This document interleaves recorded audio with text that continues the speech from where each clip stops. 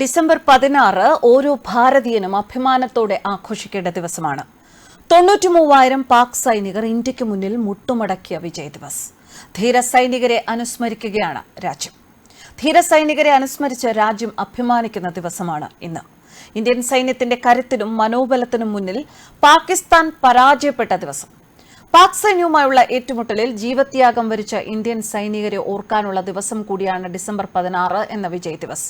ഇന്ത്യക്കൊപ്പം ബംഗ്ലാദേശും ഇതേ ദിവസം വിജയ് ദിവസായി ആഘോഷിക്കുന്നുണ്ട്. ഇന്ത്യ പാക് വിഭജനത്തിന് ശേഷം കിഴക്കൻ മേഖലയിൽ പാക് ഭരണകൂടത്തിനെതിരെ ശക്തമായ ജനവികാരം പ്രക്ഷോഭത്തിലേക്ക് നീങ്ങിയതാണ് ഇന്ത്യയുമായുള്ള ഏറ്റുമുട്ടലിലേക്ക് വഴിവെച്ചത്. 1971 ഡിസംബർ 16 രണ്ടാം ലോക മഹായുദ്ധത്തിനു ശേഷം ലോകം ഭയപ്പാടോടെ നോക്കിക്കണ്ട യുദ്ധം കൂടിയായിരുന്നു 1971 ഇന്ത്യ പാകിസ്ഥാൻ യുദ്ധം. 1971 ഡിസംബർ 3 മുതൽ 16 വരെ നീണ്ടുനിന്ന ഈ യുദ്ധമാണ് ബംഗ്ലാദേശ് എന്ന രാജ്യത്തിന്റെ പിറവിക്ക് കാരണമായത് എന്ന കാര്യവും ഇന്ത്യക്ക് അഭിമാനിക്കാവുന്നതാണ്. 1971 മാർച്ച് മുതലാണ് പാക് സർക്കാരിനെതിരെ കിഴക്കേ പാകിസ്ഥാനിൽ കലാപം പൊട്ടിപ്പുറപ്പെട്ടത്.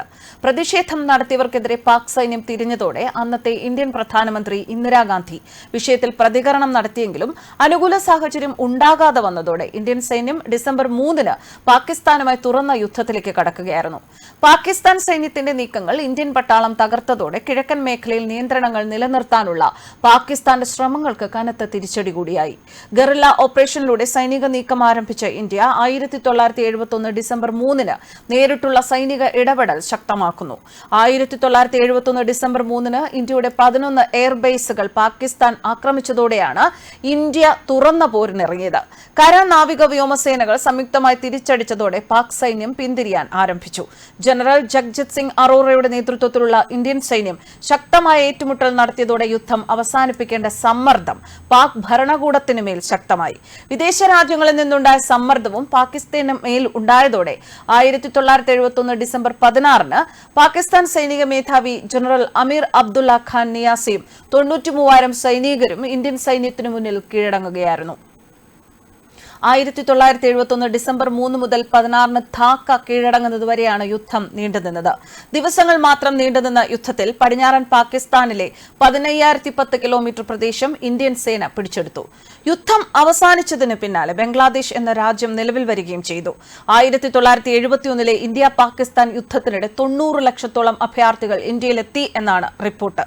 യുദ്ധത്തിൽ ബംഗ്ലാദേശിലെ 30 ലക്ഷം സാധാരണ ജനങ്ങൾ കൊല്ലപ്പെടുകയും നിരവധി സ്ത്രീകൾ പീഡനങ്ങൾക്ക് ഇരയാകുകയും ചെയ്തു.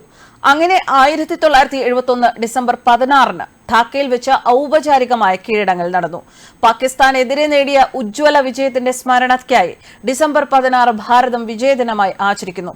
കാലം എത്ര കഴിഞ്ഞാലും യുദ്ധവിജയങ്ങൾ ആഘോഷിക്കപ്പെടേണ്ടത് തന്നെയാണ്. നമ്മുടെ വീരപുത്രന്മാരെ സ്മരിക്കാനും ആദരവർപ്പിക്കാനും തലമുറകൾക്ക് ലഭിക്കുന്ന അപൂർവ അവസരങ്ങൾ എന്ന നിലയിൽ രാജ്യത്തിന്റെ ഇത്തരം വിജയങ്ങൾക്ക് വളരെ പ്രാധാന്യം നൽകേണ്ടത് തന്നെയാണ്.